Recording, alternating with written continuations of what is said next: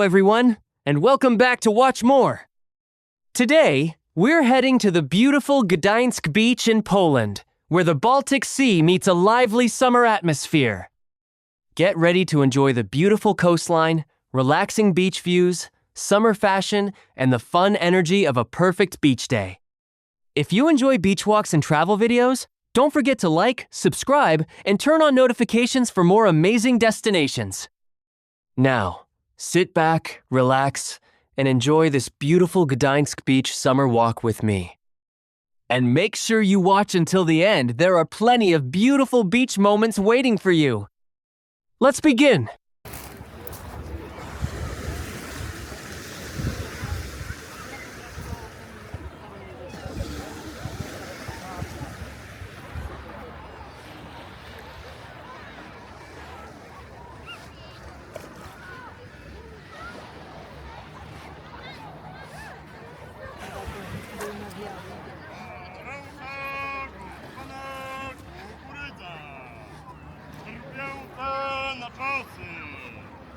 Solony popcorn, mrożone kawa.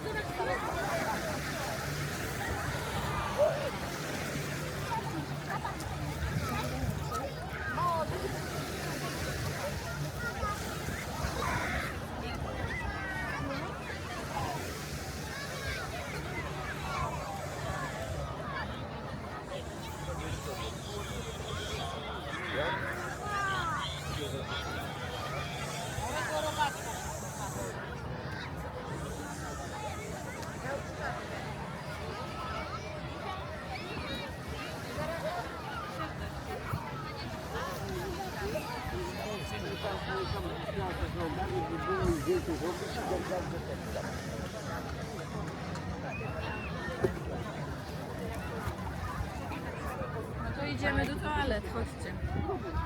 Załóż tą czapkę i Dunia, mówię do sobie.